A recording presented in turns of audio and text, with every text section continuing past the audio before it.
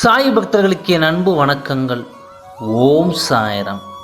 என் அன்பு குழந்தையே, நீ தேடிய உறவு உன்னிடம் வந்து சேரப்போகிறது. நீ நம்மை தேடி இவர்கள் வரமாட்டார்களா என்று எண்ணி ஏங்கிக் கொண்டு இருந்தாயல்லவா? அவர்கள் உன்னை தேடி வரப்போகிறார்கள். என்னதான் அவர்கள் உன்னை வெறுத்து சென்றாலும் அவர்கள் உன் நினைப்பு இல்லாமல் இல்லை. அவர்கள் இப்பொழுது வருந்தி கொண்டு தான் இருக்கிறார்கள். அவர்களை விட்டு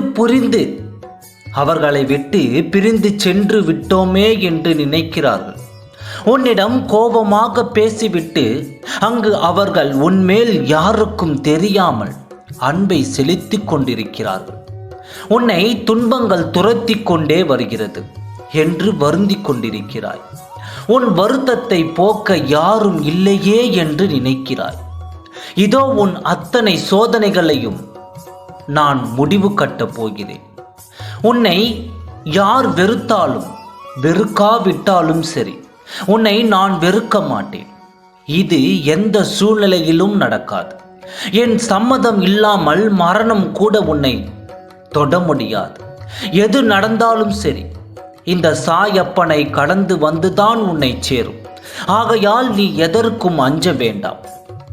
நீ இதுவரை எது நடக்கும் என்று எதிர்பார்த்து காத்து கொண்டிருந்தாயோ அதை நடப்பதற்கு இதோ சரியான நேரம் தொடங்கிவிட்டது. நீ உன் வாழ்வில் துன்பங்கள் சுமந்த நேரம் காலம் எல்லாம் முடிந்துவிட்டது. இனி உனக்கு நல்லது மட்டும்தான் நடக்கப் போகிறது. இனி உன் வாழ்வு முழுவதும் இன்பத்தை அனுபவிக்கப் போகின்றாய். நீ யாரை சார்ந்தும் வாழும் நிலை வராது. உன்னை அந்த நிலைக்கு நான் கொண்டு செல்ல போக மாட்டேன்.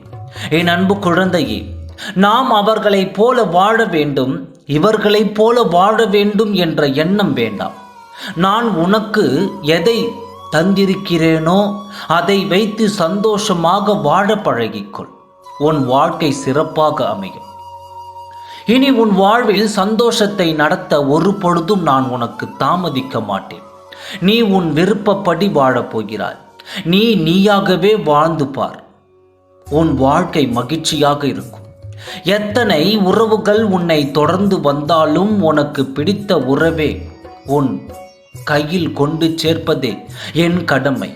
நிச்சயமாக அவர்களை உன்னிடம் கொண்டு சேர்க்கத்தான் போகிறேன். ஐயோ சாயப்பா, அவர்கள் நம்மை ஒதுக்கி விட்டார்களே என்று நீ வருந்தாதே. நீ நேர்மையாக இருந்து பார்.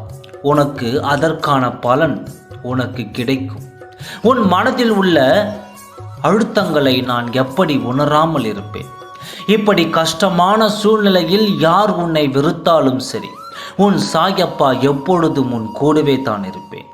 ஓம் சாய்ராம். நன்றி, வணக்கம்.